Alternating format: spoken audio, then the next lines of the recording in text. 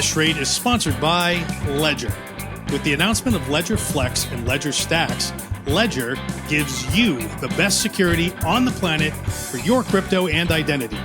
Ledger Flex and Stacks drive an e-ink screen with the same secure chip that's in your credit card and passport, except instead of protecting the secrets of banks and governments, Ledger protects your secrets and your private keys. Ledger supports Bitcoin, Ethereum, Solana, and more than 200 other tokens. The secure touchscreen, plus the Ledger Live app, means that whether you're buying your very first Bitcoin or doing your 2000th swap, you can do it securely and easily with your Ledger. And as always, use my link, shop.ledger.com/hashrate in the show notes to get the very best price whenever you buy a Ledger Flex or Stacks. OpNet is the ultimate solution for deploying smart contracts directly onto the Bitcoin blockchain, leveraging its security and stability. As a meta protocol, OpNet allows you to run Ethereum-style smart contracts on any UTXO-based blockchain, including Bitcoin and Fractal Bitcoin. With OpNet, there's no need to rewrite your existing smart contracts from scratch. Simply deploy them on OpNet, and you're live on Bitcoin or Fractal with no modifications required. Start your journey on OpNet today by visiting opnet.org. Hello, everybody, and welcome to Hash Rate. My name is Mark Jeffrey. My guest today is Jack Liu. Jack is back. Hello, Jack. How you doing, man? Hey, how's it going, Mark? You been busy? Yeah, I mean, you've been very busy. I mean, I saw you. You were just out in Singapore like last week, right? Yeah, I did a bit of a trip to Europe, Hong Kong, and Singapore, and then the only crypto part of it was the big Singapore Token 2029 conference. Yeah. How was that? That looked like. I mean, the conference looked kind of boring. I got to be honest, but the meetup around OpCat and Scrypt, that looked awesome. Yeah, it all came together very last minute. Obviously, even a week before, it wasn't clear when Fractal was going to launch. So without Fractal, there's no OpCat. Without OpCat, there's no Cat20 protocol or Cat token. So it kind of just all played out. I mean, Fractal did get delayed from September 1 to September 9th. And then, even they even tried to push the Ruins BRC20 stuff to a later block, 21,000. So it was, which still happened before Singapore, but certainly it was good to get the Cat token out right at the launch of Fractal. So you had that exclusive window where the whole world can discuss it. So as far as at the event in Singapore, I hosted a dinner the first night of the conference. Very last minute. Very grateful. Like, everyone attended, talking about Domo, people from exchanges, people from DotSwap and Scrypt and all that. So it was a really good gathering of people, very impromptu. And then coming out of that, people were like, well, why don't we host something for the public? And that's when, credit to Zheming. He was the one who, his team got, all these rental rates, corporate office lease rates, all around buildings in Singapore. And, we didn't really have a budget for it. So I think we got something $300 an hour or something, rented out for 3 hours. It was a good time, kept it under $1,000. And, but a big turnout. And, I think we had a good discussion. I just sat there in the front row videotaping. I didn't know I was going to give a talk myself, but did you watch it? Yeah, I did. I watched everyone's talk. So I mean, look, the punk rock is always like not on the main stage, right? The punk rock is always in some crazy corner of the world, and that's where the alpha is. That's where the new stuff is. That's where the internet used to be. That back in the day, and then crypto was that. And I think at this particular conference, that particular gathering looked to me like where the punk rock was. So I study that stuff studiously whenever I think. Yeah, it reminded me, and I hate that they didn't record this, but there's some pictures floating around from the April 2023 conference in Hong Kong. This is like Hong Kong was very locked down, had very draconian COVID measurements. So this was like the big Hong Kong government sponsored like Web3 conference in 2023 April. And no talk of ordinals. This is before any of these ordinals conferences had launched in Singapore or Hong Kong, any of these places. and we had a little gathering about the similar size at a WeWork, and I gave a presentation where, at the time, whether I believed in BRC20 to the extent of my PowerPoint, I can't really say, but Yeah. I was doing a little bit of a brand rebuilding, having come from BSV during those COVID years. So Yeah. I told my guys, let's put together the most bullish ordinals BRC20 presentation we can think of. And there was like a slide of like a little dot of BRC20's market cap was 10 million, and ERC20 market cap is like 100 billion, let's say. And then that's the moment I heard afterwards that people from that event went out and went OTC and was buying already at 10 cents, 20 cents to build a position. Yeah. Obviously, I had some already, but the funny thing is that should have been my takeaway. But because I took the presentation almost like as a show, like let's show them what the most bull case scenario is, which it ended up being that bull case scenario. I almost thought of it like that was the moment we should focus more on OrSwap or launch a token for OrSwap. But in hindsight, you just buy more of the first token. So I think that's what happened with this cat token as well. I think entering that presentation, it was trading at maybe still 60, 70 cents per cat. And now today, I think as of this recording, it's hitting close to $2 per cat. Yeah, it's $2 on. I'm watching it carefully now, and I bought a bunch of it as well. So it's I'm watching it on DotSwap. So it's $2 on DotSwap right now as we record this. So, and kudos to Lynn, by the way, for just jumping on adding new features super fast for Cat and other things. But when Cat the Cat 20 or the Cat token launched, it could only be mined by people who ran a full node. So it wasn't like already where like sort of anyone who wasn't like me, I don't run a full node. I couldn't get it. And about midway through the mint process, Lynn offered us all us normies, a way to mint through him. So he ran a full node and basically let us just sort of use his node and put a web interface on it. And we were very thankful for that because we were able to get it. It was the perfect launch, all things considered. Because if you had this full node right up front, I mean the degen letting the degen inscribe right up front, then a non-developer could have gotten 20-30% of the supply or something like that. By doing it like this, it catalyzed the entire community. I think it ended up being a very fair mint. I think I'm fairly close to some people. I was on vacation in Europe, so I personally did not mint. But I checked in with a friend who I thought is very technically skilled, is definitely going to be able to mint. And even in that case, they went to sleep putting in a certain sats per V-byte, woke up, found out it's 50 times more.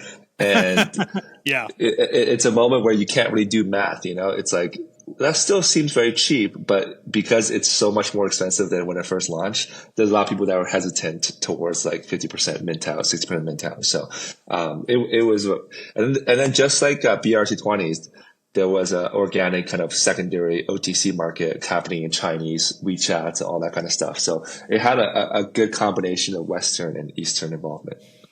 Yeah, and if you look at sort of the rich list for it, it's extremely well spread out. There's not like one guy that has 20% of it, as you say, right? I think the top account is 1% of it. It might not even be 1%. I don't know if the rich list I looked at, I don't know if it's correct. There's some debate of whether it's actually indexing things correctly or not. But regardless, I think it's pretty clear that there's 30,000 holders of it or something like that.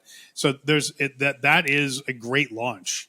Right. So it feels like, and I think the story of, the no indexer, it's the first token that's made using the Cat 20 standard, and it was apparently made with Scrypt. So as I just did, I basically had Scrypt on for the show right before this one.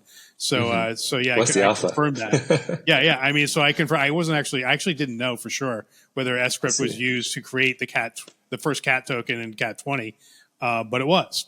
So it's pretty interesting. It's a pretty interesting confluence of things there. The Fractal launch, the Cat 20 token or Cat token, Scrypt being, having a very robust language ready to go when Cat 20 was implemented, because they've been out there for 8 years, right? Yeah. So, Yeah. overnight success, but 8 years in preparation, right? So, Yeah.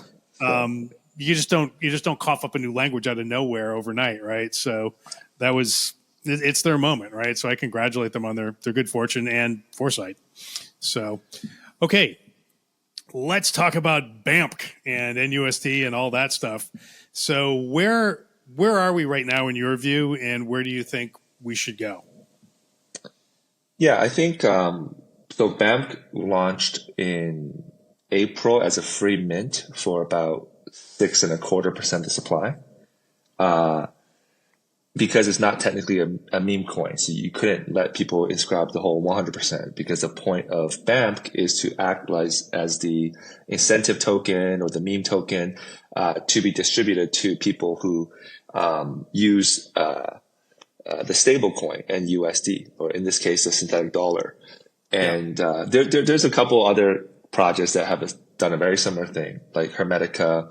And Hermetica's done the same thing, and I agree with you. There's no other way to do it. So yes, and it's hit a similar kind of stall as us. I think the infrastructure around the Runes protocol has been underwhelming, and so without native dexes, perps, and things like that on the Bitcoin layer,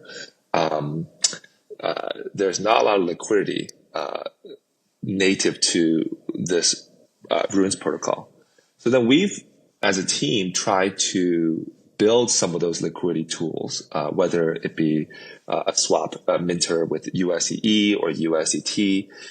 Most recently, for a couple of months now, we've been trying to make like a swap with BTC to NUSD. So this is sort of like the parts that have been worked on. Now, could there have been more work on this? I'm certainly, I think the disappointment from the community is like they might hold high expectations of me, and from my prior work, and it may be the case that it's like this is a guy that's not as hungry as he was maybe 5 years ago, 10 years ago, whatever it is, and so there's certainly from the people in the community that are very excited about this project, they see that's probably their disappointment. It's like whether it's myself or our team, they see a lack of building around this project in recent months. And from our perspective, it's that I certainly think that's true, but I think. Well, I don't think it was true for a long time, just to be fair, because I think, when it first launched and sort of the weeks following it, you guys were turning new stuff out really fast from my point of view. Yes. So yeah, maybe people only remember what you did lately. So, I mean, on the recent part, I think with experience though, you do learn to pick your spots. If you look at Michael Jordan in the 80s, he's high flying, dunking everything, chasing after every rebound.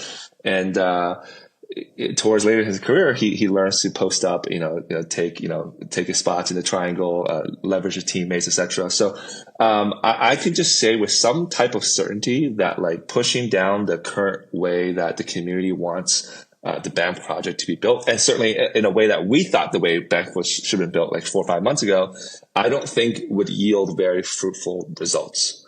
So you've learned some stuff. Yeah, that's what we think. So then the roadmap has to change dramatically in terms of how you want to go forward. And basically, for the people maybe not aware of the issues, during the summer, you also saw that Athena's own funding rate have gone down dramatically. It went down to like 2-3%. So the yield wasn't as interesting during the bear market of the summer. Nothing catastrophic happened, so it wasn't like there was a run on the protocol, but it just was a lot less interesting. And even for them, their protocol token, ENA, has gone down significantly since the launch as well. And did you see their announcement last night, by the way? Exactly. I saw it in the last couple of days, right? They may now have another stable coin that's just backed by treasuries. It's not even using funding rates. So they said, and the reason for that, they said, was that there wasn't enough demand for the synthetic version of the dollar, simply because people in their universe, which is largely in Ethereum universe, they didn't trust it as much as they trusted Tether or USDC. They just sort of went, I don't know, right? Even though I think you and I would both agree that the construction is quite solid. and there's nothing wrong with it. It's not Luna, right? So I think the general perception of some people is that this might be another Luna. So, given my druthers, I'll just go Tether or USDC. Yeah. So exactly. There's something a little bit off with the rollout of this, like the market adoption of this perpetual swap product. And then I think the other miscalculation is, so obviously I've lived in both crypto universes, the one that's like very serious about building, whether it's at OKX or Circle, in a centralized corporate way, might be building products that help people do, decentralized apps. Like USDC is certainly using a lot of DeFi protocols, but the company behind USDC is centralized. OKX might make a Web3 wallet, but the company is centralized. So I've been in that building world, and I personally built different products like, RelayX or Swap, etc. And then there's this other part that I've had experience in, whether it's inscribing Ordi or Bitmap or Cat or any of these things, which you kind of get to see what the world looks like in a community-driven, fair mint, fully automated, no central actor kind of a way, where I don't know what Bitoshi really built. I don't really know what Domo really built. I don't know what Casey Rodamore built, but certainly a huge ecosystem emerged around that. So the sexy thing about BAMK, and I think why the valuations got really out of hand at the beginning, is because people thought that this was a perfect business because of stablecoin, especially if you don't have to have money back in the bank with physical dollars. This was a highly lucrative business that seems simple enough logic-wise. That's not like running a huge exchange, listing new coins, listing new pairs, or building a sophisticated wallet. It's just a token. The market just wants a token to trade like dollars. If you have figured out a way where it doesn't have to be backed by real dollars in the bank, if you have to figure out a way where you don't even need to have it doing the trade on centralized exchanges to hedge out the perpetuals, if you're just backing it by Athena itself, and you can automate all this, and you have involved the community in the inscribing process and holding of NUSD gets a transparent kind of deferred BAMK token. This is where, this whole thing looked like the perfect mixture of what we want from a meme economy and what we want from a utility project without VCs, without any of this stuff. So this is where the excitement was. The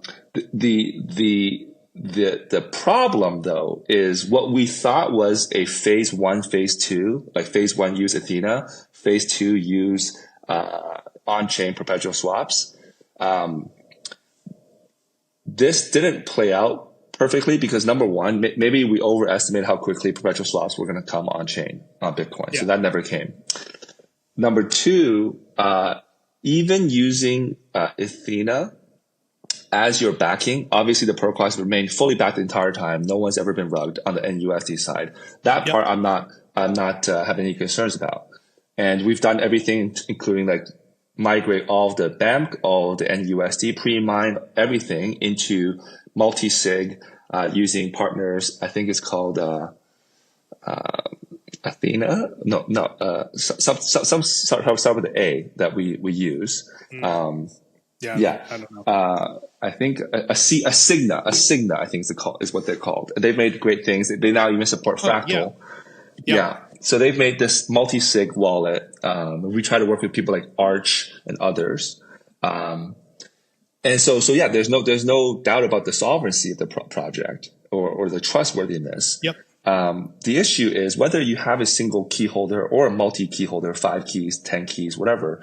It means that this entire system is still centralized in the sense that some form of actors, 4 of 7 people, 7 of 12 people, have to come together to do something to keep this thing growing or whatever, because you need some kind of system. And so, right. So if anytime I come along and I want to mint new NUSD, somebody has to go buy a bunch of Athena right? Correct. Because USDE. Sorry.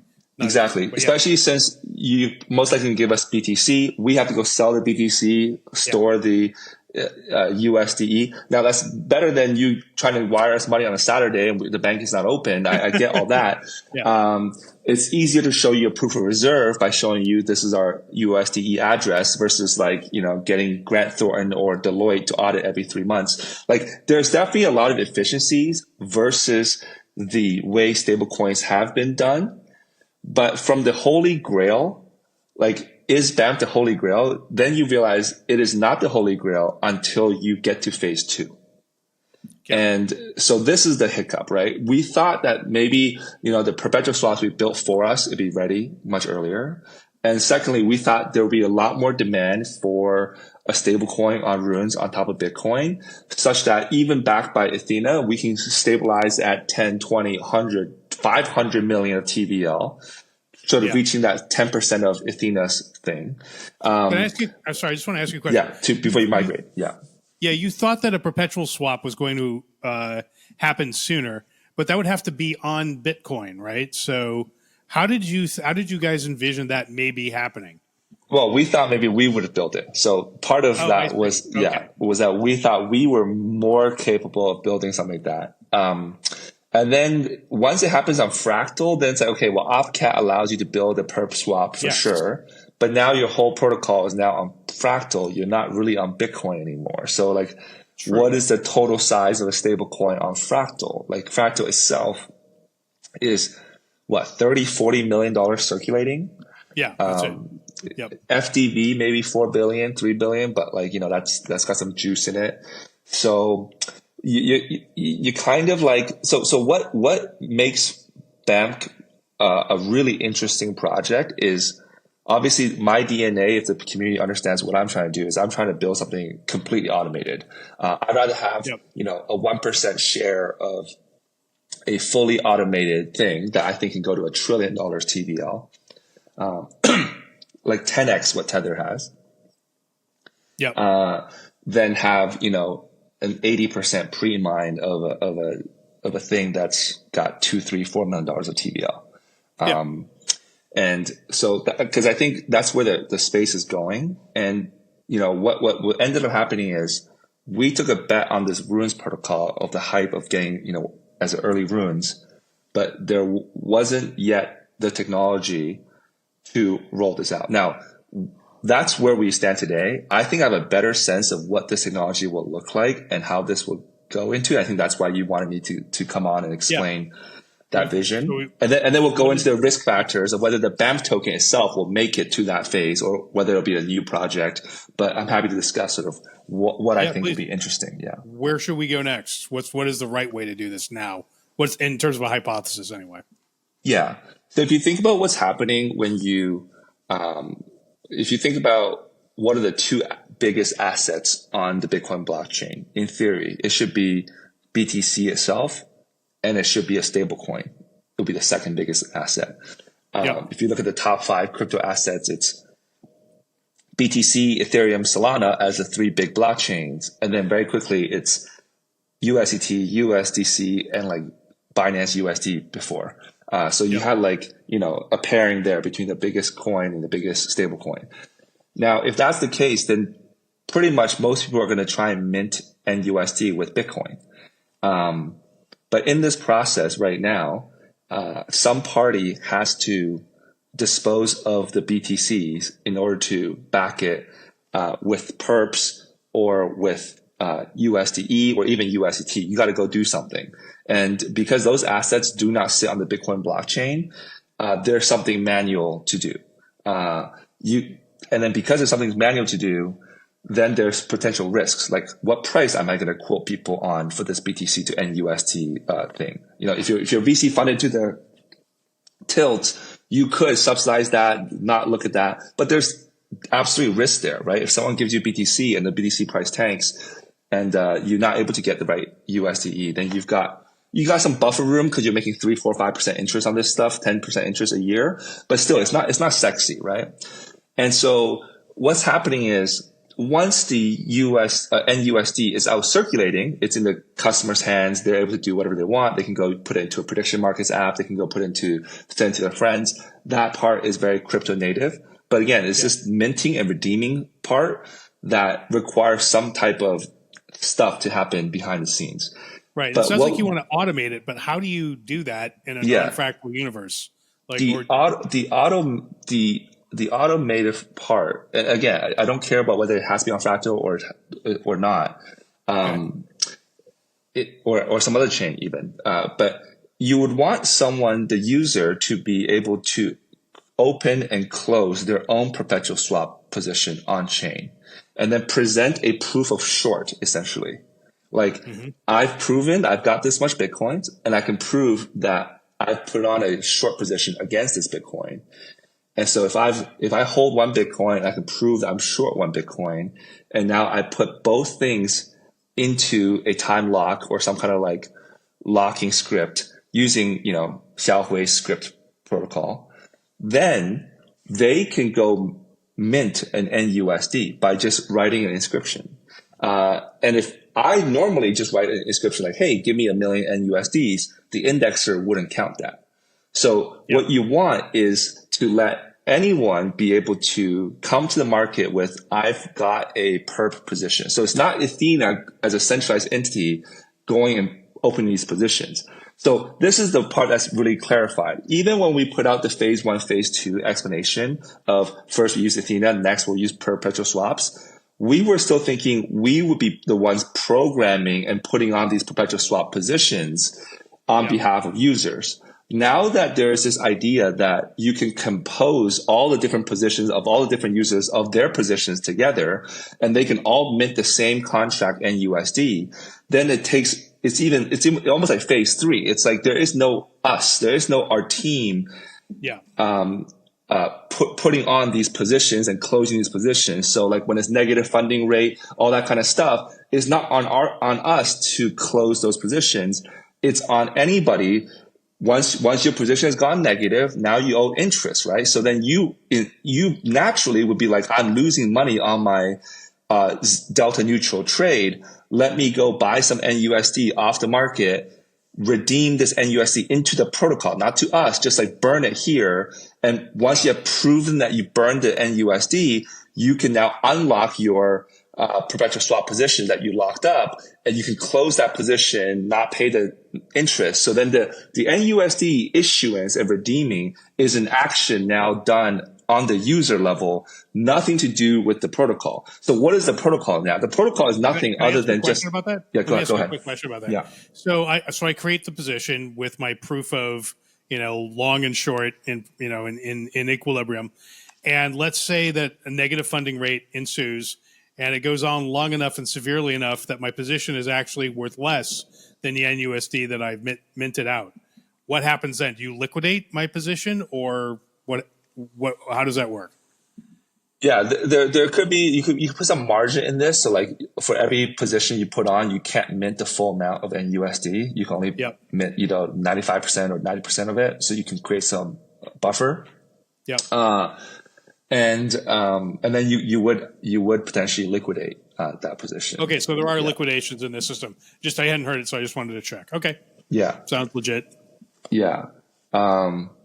So it's just once you understand what a script is capable of doing and what Opcat is capable of doing, you understand that this type of stablecoin is possible. I agree. I agree that it's totally possible now. And if this type of stablecoin is possible, then that's when you can actually flip Tether. Like not Tether makes so much money, let's make 1% what Tether makes, we're still very happy. It's not like that. It's like you can actually, because what's happening is with Scrypt and Opcat, all this sort of stuff, not only will you have a stable coin, not only will you have perpetual swaps, you'll have all kinds of other AMMs, every single kind of thing trading. It just makes Bitcoin a whole lot more powerful than Ethereum and things like that. So, so basically, I think that whether we make this perpetual swap or someone else makes this perpetual swap, I just think in my sense of where the innovation cycle is, we're within 3, 6, 9 months of someone doing that. I know from the Fractal team, that's what they're interested in, giving grants for teams that make a perpetual swap and things like that. And so, I'm actually kind of happy that we're not like Athena, where they got a certain scale and then they think, I can't grow beyond this, so I need to go to the BlackRock route. Yeah. We don't want that. We want to go more the on-chain route and continue to bet on this perp swap type trade. Yeah, I agree. I agree with that approach, and I like that. I like that idea a lot. And it's it's going to take longer to get there than you thought, but it's good things take some time, and you'll still maybe be within a year of BAMK's launch when this is up and running, which is still pretty good. Like when you consider where most startups, they take 7 years before they sort of go somewhere and they basically produce. They're basically in a position to exit, and which means they sort of hit product market fit year 2 or 3. Right, and then they have a run up. So if you can get there in year 1, that's still pretty good. Yeah, ideally, obviously, you would have never launched a token. You will wait until this infrastructure is ready, and then you port the whole thing over in a fresh launch. But in our case, with the fact that season 1 is 9 months long, it's still only like maybe halfway through. Yeah. With the idea that there's still 87%, even accounting for season 1. In this like pre-mine, then it's not like the token's all been given out and now we're trying to take an old token over to this new technology. I think there's still a lot of juice in this project to do it. Now, there's obviously a lot of risk factors. 1, this doesn't happen. 2, someone else does this. If we're not the ones that does the perpetual swap, someone else might do the perps and do the stablecoin. They introduce another token that's not BAMK, and that's the one that takes off, then, right. then that's an issue. But even if that were the case, you could still reward BAMK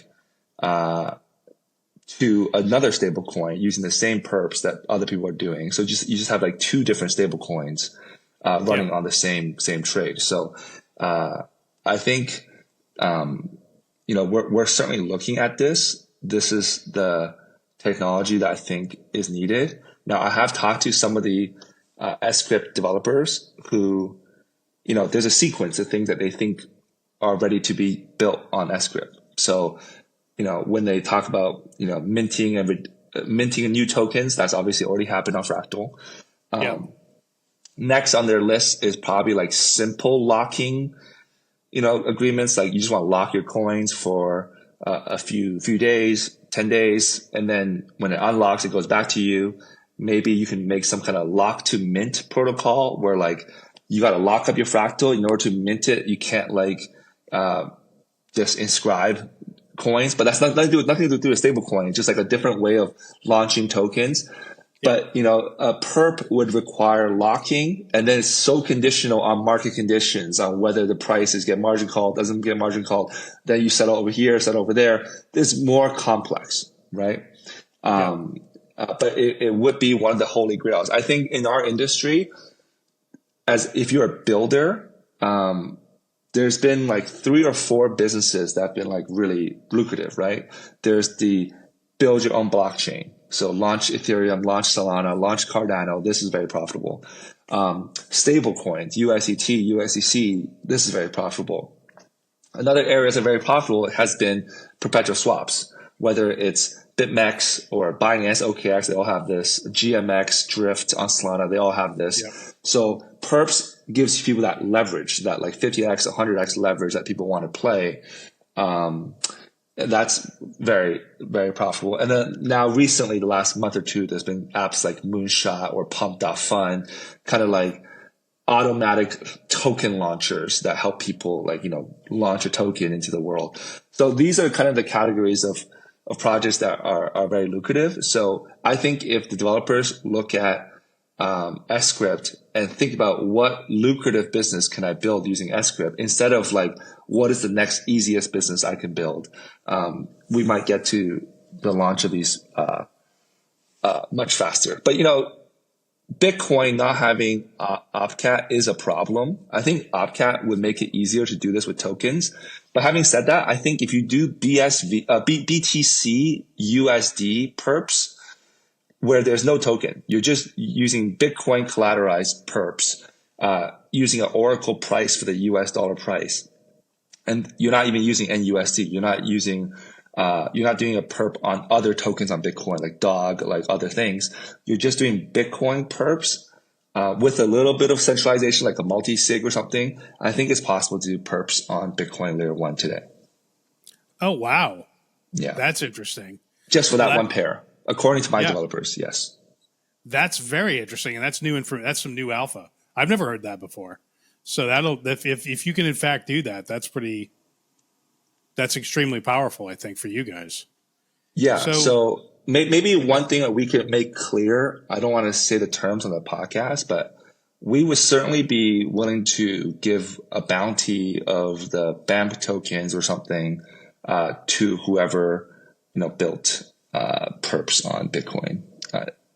That would be a more transparent way of calling out for what we need built, and let the community figure out who's going to build it.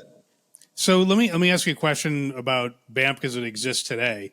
So you had a team that you've been working with that came out of the BSV space. Is that, and I think the team's like 4 or 5 people ish. Is that team still working with you? Are they still active? Yeah, they're still active. Okay, because I think there was some debate about that. And then one other difficult question that I've heard come from people who aren't necessarily your biggest fans. The question was, you have a certain amount of money that is invested in NUSD that's collecting the yield from Athena. I think it's like 20% yield from Athena. Is that all going to you? Is that all going to the protocol? Where's that yield going? Well, you can see in the address that the yield has never been touched. Okay, so the yield's just accumulating in so the protocol owns it. That's the answer to that question. Yeah. Okay. Yeah. It's not going into Jack's jet skiing. Okay, it's a fair question. I needed to ask it. It's an insignificant amount of money, to be honest. Yeah. Yeah. Well, it's like 200. I mean, it will be like 200K in a year, right? Because you have like $1 million. Because UTXO put $1 million in, right? So theoretically, that's yielding 20%. So that's 200K, right? Theoretically. Sure, but they could also withdraw tomorrow. Right, the TVL has gone from like 5 mil down to 4 mil to 3 mil to whatever. So, people counting this stuff is like, well, in 100 years you could make this much. It's not the case. Also, Athena's rate has only recently come back to 10%. It was really at 3, 4, 5% this whole summer. That's true. Yeah, that's true. I'd forgotten about that. You're absolutely right. The summer has not provided a great funding rate for Athena. And you got to think about it. Like, our team did not raise money from any investors. So if you think about it, there has been no monetization of this. So I think it's a fair answer, but I think it was also a fair question. So I needed to ask it, get it out of the way. Now we're done. No problem. So so going back to this vision for the future, do you guys have a timeline yet? Where are you in this process? When do you expect to get there? Do you know or not know yet? Not too sure when to get there, because I think it's more than a 50% chance, much more, maybe 90% chance that the perps will be built by somebody else, not our team. Yep. So it's kind of dependent on that. It's dependent on that. For me, if I'm just speaking something into existence, even in my speech at the CAT meetup, I talked about this product, this perp. So I'm definitely, even this podcast, I'm telling people this idea. So I'm not trying to keep this trade secret so that we can build it. I'm hoping someone builds it. Because even a product by itself without stablecoins attached to it is very, very large opportunity on Bitcoin. Yeah. No, it's enormous. And I think I think we're in this weird little moment where nobody's built this stuff yet, but because you can build it on Fractal, at least, assuming Fractal gets to be very large, which even though I think the launch was a little bit of a fizzle, and also not, I think it was sort of in the middle, from where I saw. I mean, the price of Fractal didn't go crazy, and yet there was a large number of wallets that were released. But anyway, where I was going with this is that I do think we're in this sort of embryonic moment where whoever provides a stable coin in the Fractal universe and whoever provides a perpetual swap in the Fractal universe will do extremely well, assuming Fractal becomes very, very large. And I think there's a decent chance still at this moment of that happening. Fractal, the team, appears to be, really engaged and really releasing new features and really just on the attack. And I think that the next bull run will be Bitcoin centric. And if you can capture that Bitcoin energy into Fractal to in some degree, I think it'll do extremely well. So you agree with that? Does that sound right to you? My bigger thesis is we started this industry with Bitcoin, and that was held by a lot of these Silk Road guys, anarchists, libertarians, early investors in Bitcoin. And then the technologists really looked down on Bitcoin, and they created Ethereum, and then let's make a faster Ethereum like BNB or something. Yeah. And then let's revisit this entire proof of stake model, and let's make Solana, let's make Sui, let's make Aptos. And all that energy that went into Bitcoin went into BCH and then BSV. But while maybe BCH is more technically functional than BTC, while BSV is more technically functional than BCH, because they're forks of the main Bitcoin, you're not going to find any BTC holder who's going to be supporting BCH or BSV because it happens against their interest of the largest market cap coin, that's BTC. And for all the people pushing Ethereum and BNB and Solana, they like the fact that Bitcoin can't do anything either. So it's that way you're forced to go into these other blockchains for the cool tech, for the computer, for all that kind of stuff.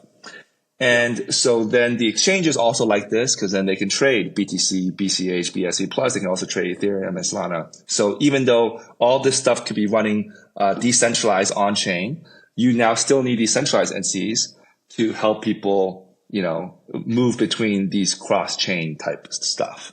And then because Bitcoin can't do this other stuff, then you need a BlackRock ETF, you need different Lightning, different other solutions. So basically, the way this ecosystem has shaped up over the last, I say, 10 years is very different than the first 3 or 4 years of the crazy anarchists, the people that think this is going to overtake the US dollar. You've now got another almost banking, somewhat big tech look-alike ecosystem of builders and people that are in this space, right? And what I do think will happen, though, is the Ordinals protocol really brought back all the different UTXO chains that were around, whether it's BTC, BCH, or BSV. All these people came to rushing into KC's Ordinals protocol because now you've got something to do. It's limited. It's like you can write things on paper now. You can't program this paper, but you can etch things on the Bitcoin blockchain, and you can kind of using an outside indexer, figure out, who owns the shares here, like a BRC20 indexer outside of the blockchain. The chain cannot program anything yet. But this actually brought this entire set of UTXO believers that believe in kind of Bitcoin-like, whether it's Bitcoin, Litecoin, Doge, Bells, BCH, BSV, they all came into the Ordinals protocol. And then they were able to build brand new reputations, brand new products in this same game in 2023. From there, you almost like hit refresh on this whole industry after 10 years. And you now have another starting point, which is, okay, now we are all in BTC. Now we are all in Ordinals. What to do next? And you've had so many different ideas. Like, okay, well, maybe we should attach Ethereum to BTC. So let's do some EVM-based layer 2s, like Merlin, like BitLayer, like whatever. And very quickly, you realize these are just failed developers in Ethereum that couldn't make it Ethereum, that's trying to tie their failed projects to BTC, which has a lot of TVL, right? And then, but I say that in jest, right? I like the guys at BitLayer and Merlin, etc. But what's interesting though is Unisat clearly, they remind me a lot of Binance. Binance started as an exchange. They service the Ethereum community. The BNB coin itself was a Ethereum ERC20 token. Yeah. But as they were being an exchange, they were also like, well, sounds like there's some room for improvement on Ethereum. Why don't we make BNB chain, Binance chain, as a more faster Ethereum? So this is kind of like the position that Unisat found themselves in, which is they built the best consumer app on the Bitcoin blockchain, but yet they also see an opportunity, given their massive reach, to say, okay, well, if you guys like UTXOs, if you guys like ordinals, if you like runes and BRC20s, why don't we make you something that's 20 times more scalable, 50 times more scalable, whatever it is, and you can just move into here. And then to make the project a little sexier, they enabled OpCat, right? So this is really interesting, because when you are forced to debate within BTC, like, should we enable OpCat? Should we do this? Should we do that? Increase the block size, whatever. You never have a market force that forces you to do it. It's just like, it's just a conversation. There's no like, tomorrow we should do it, or is it next year, or is it next year? Like you don't have, like, we can't pass bills in Congress. Like correct, that, right? Correct. Yeah. You need to see that, oh, Fractal's eating our lunch, if they are, or you need to see what are the cool things built on OpCat that can be interesting. And the other argument against the BCH BSVs are, because they were fair forks, there was no bag for people to kind of get in early on. Whereas in this Fractal stuff, say what you want about Cabal or VC investing, there was a chance for some people to kind of be part of the core team, have part of that pre-mine and whatever. And, that, to me, to answer your question, is I see a renaissance in UTXO type chains. So I think there will be another Fractal. And I think the next Fractal will be positioned not as a Bitcoin layer 2 like the way Fractal did. So because Unisat sits on both BTC and in support of their chain, they have to make their chain look like it's kind of compatible in cooperation with Bitcoin, because they're certainly not going to leave their Bitcoin main business, which is Unisat, either. So that's why this chain looks like this. But I think there's room for like another chain that is like, hey, I'm also UTXO. Hey, I'm OpCat. I might be even bigger blocks. I'm also going to have VCs. I'm also going to be pre-mined. But my objective with this chain is not to be merge mined with Bitcoin. It's not to be like bridging your ordinals and things over. I'm not making elevators or bridges. I just want to take all this attention from developers that have now come around. Because last year we were almost pulled into, okay, Bitcoin sucks. Happy for you, Casey, but let's put an EVM layer on top of Bitcoin. That was where this is going. But now you can see that the Fractal chain is worth more than any of these EVM layer 2s. So there's definitely appetite. And the risk that I give kudos to Unisat was they pushed the boundaries and put a chain out there. And that got social acceptance. It got the Ordinals community to accept that. And like you guys like Francis, guys like yourself, they're willing to like, okay, I'm going to explore this chain, right? Now there's room, I think, for another chain. Are you still there, or did we? No, you're back. You're back. Okay. You froze for a second. Okay, there's room for like a several other chains, but I think one of the chains that I think most interesting is like a pure play UTXO with Bitcoin tech, but not merge mine with Bitcoin, not trying to bring Bitcoin stuff over, but just as the best playground for developers to work on. I think that would be like Solana. If you think about Solana, it's pretty hard to code on. It's Rust. It has nothing to do with EVM. There's a lot of pressure early days on Solana. Like, why don't you build a Solidity bridge and let people code with Solidity? And they were like, no, we are just going to be the most performant chain. And therefore, we're going to attract developers because there'll be apps that can be built here that cannot be built elsewhere, right? Unisat tried to build their chain in a way that was like, hey, look, see, we're just using Bitcoin Core. We're just doing the exact same thing as Bitcoin, exactly, and whatnot. And we're doing this way. You want to make the Solana of Bitcoin. Yeah, I think there will be not me, but like someone will build a Solana of Bitcoin, which will then bring even more devs to this UTXO mindset.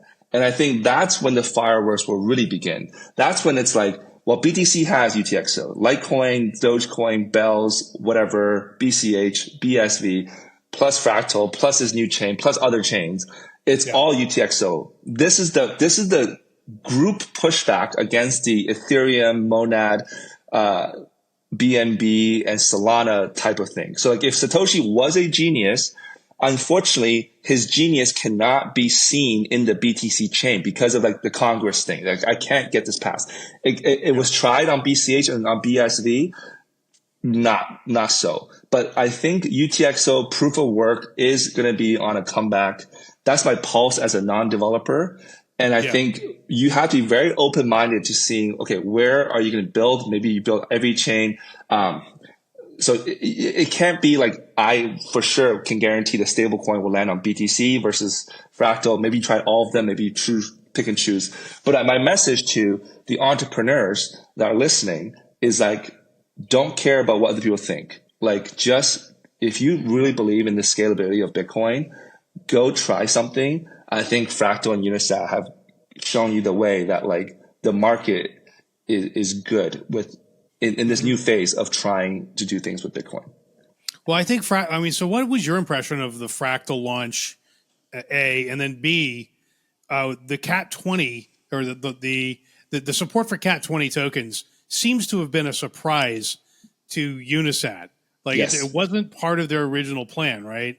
So what do you know about how that happened? And what can you tell us about that? Yeah.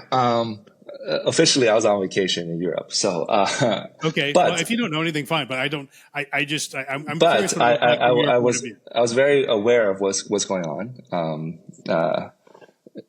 So without giving away sort of who released Cat and whatnot, I would say that because Fractal was bringing in an opcode that was already there on BCH, was already there on BSV and other chains. It gave ample time because, Fractal was a project talked about in June, July, August. There was a test net. There was ample time to deploy something first. And I think the part that Fractal probably got caught on surprise was not that they didn't think someone's going to build something on OpCat. Obviously, they would not enable it unless they thought they were going to build it. But maybe they had their own ideas of what to build, but no one knew that they were going to push back the BRC20 and the Rune stuff until block 21,000, until they made this announcement very late in the game. So then the Cat team saw an opportunity. It's like, okay, that means we can go first. Yeah, sure. Right. So the way the Fractal's probably thinking is like very conservatively, let's have a test net. Then let's have a main net, but without crazy tokens going on. Yeah. And then if everything's good and the hash rate is safe and everything's good, then, block 21,000 will start tokens. And then some block after that, someone's going to do Cat or something like that. Yeah. So the injection of this certainly was a surprise to them. I don't think the team communicated with whoever the team was. I don't think they told Fractal explicitly that, hey, we're launching it today or something. And so if you just watched up with tokens on their chain that they didn't launch, and they're just like, oh shit, look at this. Right. It was like oh shit. Yeah. Cause if you think about it, like the fact that DotSwap was able to make a minter midway through the mint, a capable team like Unisat and Fractal, if they were really prepared, they could have also made the minter and whatever during the mint too. But they were only able to build like an explorer or whatever to like kind of look at Cat 20. So even though people, I know developers and how fast they're able to execute things. So other people think, oh, this must have been an inside job. Fractal must have known about it. But if you actually look at what they actually built, it doesn't look like they actually knew about it. No, it doesn't. I agree with you. It doesn't look like they knew about it. But, I mean, to their credit, though, they at least supported it, right? They could have just ignored it. And I think it was smart of them to sort of, hug the bear that was chasing them instead of just ignoring it, right? Yeah, I think it's a great proof point for Fractal's chain being necessary. Because if you're just going to have BRC20s and runes, it's not that exciting, to be honest.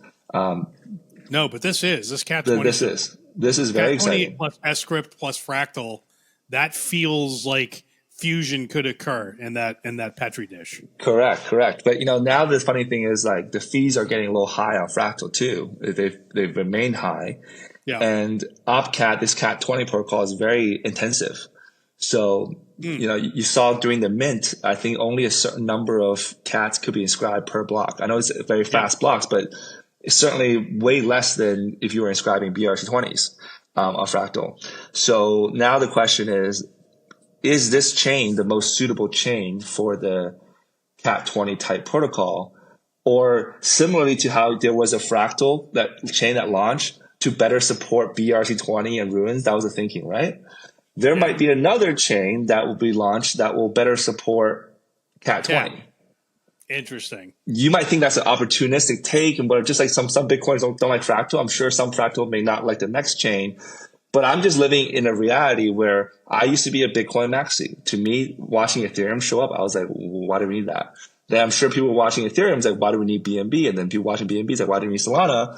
And to all the kids that come into the space like last month or last week, they thought Solana Breakpoint was the best event ever because that was a chain that had their shit together. They didn't need all these layer 2s and layer 3s like Ethereum does, fragmented everywhere. They had one unique conference at Singapore on the back of Token 2049, which is talking about all kinds of other bullshit, corporate treasury, all this other stuff. But Solana was talking about all the cool apps and all that kind of stuff. So I think you have to put your mindset not into what you want, but what makes sense for a novice person coming to the space. And to the novice person, if there's a chance to make a more native chain that's more scalable, like whatever, give me that choice. So I think there's so many entrepreneurs in ordinals now that I truly hope that the success of Fractal gives them, emboldens them to try more things on Fractal, on BTC, or even another chain. Because I think there is hidden nuggets. Like I don't think Scrypt would have worked on, the Scrypt for 8 years. And I don't think there would be all these hardcore people that suddenly emerged back into Bitcoin, like Linja Ming and all these people, if there wasn't something real about this way of scaling a blockchain, a UTXO parallelization. There's something there, and I want the world, and I'm really happy that the world is starting to discover that, and that's what's going to be the best for BAMK, innovation, all the entrepreneurs involved. Yeah. Yeah, no, I'm pretty bullish myself on it. Let me ask you a question. Did the Fractal launch go how you thought it was going to go? Do you think it was a hit? Yeah, you've asked me. You tried to ask me this 2-3 times. I mean, what did you not like about it? Basically, I'm trying to learn a little bit. Yeah, I thought it was. I just felt like it was going to be bigger. And interesting. And it wasn't as it was. It didn't feel like it broke out of our world. I thought it was going to break out of our world like a lot more. And maybe I could be off base here. This could be. You mean like people like in Solana, Ethereum, and general crypto would care about this? Like Coinbase would care about this? I kind of thought it would turn more heads, and maybe I was wrong to think that, and I could be completely my view on this might be off. I don't know, but it wasn't what I thought it was going to be. So my guess is that, but I saw a poll where somebody was asking, what did you think of the Fractal launch, and most people seem to have thought it was a hit. So it's. I must be off base on this, but that was just sort of my impression of it. Yeah. Do you think I'm wrong? No, I don't think you're wrong. I think there's more coming for this chain, though. I think just like they weren't expecting OpCat on the first day, they were thinking like block 21,000 is this and that. I think they have other things planned. And I just think that Unisat, they're one of the core members of this Fractal project. I don't think they're the only ones, but they've built some of the best products in ordinals. I think I agree fully. They will continue to build. Well, let me be very clear about this. I mean, I'm obviously very excited about this space, and I do think Fractal plus Scrypt plus Cat20 is extremely exciting. And there could be something very, very big that bubbles up out of that. I think Cat20 plus Scrypt plus brand new chain would be the ultimate combination. Yeah, fair enough. That's my view. It's like this was a proof point for OpCat-based apps, but it's not clear that Fractal is the best home for OpCat-based apps. Yeah. Because I think you either want to be on the largest chain, so hopefully BTC enables OpCat, that would be awesome. But if you're going to be on a brand new chain, you want that chain to be the most performant chain. So I think this is where I'm saying like this political, everyone comes, I'm not speaking on behalf of anyone, right? I've never back channeled to this, my thoughts here. I'm just giving you some content here, free flowing. There's obviously this idea that when you created BSV, you had this very much butting heads between the two communities. And so people that used to be on BTC or went to BSV and then went back to BTC or whatnot, they are very fearful of the perception that what they're building is taking away from BTC or something like that. So I think what Fractal did was they presented their chain, obviously as a Bitcoin layer 2, as a way to say, hey, we don't disagree with the block size of Bitcoin. We are just using the same Bitcoin core so that we are very friendly to all of the actual Bitcoin apps that's already been built on BTC. So that's the way they approached it. On top, they might have added OpCat. But because of that approach, it goes very politically well. How well it performs as a chain, though, you're kind of limited to, well, I'm now just like, 20x, 50x, 100x of what BTC is. Yeah. But maybe BTC could be 100,000x better. You know what I mean?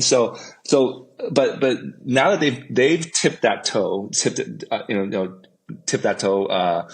toe the line, whatever you want the analogy is. I think the market is ready for a super fucking like performant chain. That is not the Craig Wright, because even that chain is actually not that performant. Like the BSV chain, it's got this like bigger block size stuff, but the people running that node, people have talked about, confiscation from court order or the hyped Terra node of that chain. It's never come out. It's delayed for like years and years. And that organization is like very shoddily run by N-Chain, no leadership, people resigning. There's this like billionaire called Christian Edgar Hansen that got in a fight with other billionaire Calvin Ayre. A lot of details. Like the developers there are not shipping up new codes the way like Anatoly is doing for Solana. So, even Bells, they want to add OpCat. They've done some work, but Bells is like a fork of Doge or vice versa. So it's also like this like same Bitcoin block size, 1 minute block time. Like what the market actually wants, I think, is super performant UTXO based chain. And that would be the chain that I would look for, personally as a investor. And I know it's weird because just 2 weeks ago we had Fractal. Just last week we had Cat. So you think we'd be talking about Cat and Fractal all day on this show? But I have a feel for how fast the space moves, and I think that the timing is ripe for another chain. New chain. Yeah. Well, that's some great alpha. So Jack, we're up at the hour mark here. Is there anything else you want to say or plug? No, my phone is close to running out of battery, so this is a good time to stop. We better end this thing then. All right, Jack, a pleasure as always, my friend. My name is Mark Jeffrey. This has been Hash Rate. We'll see you all next time.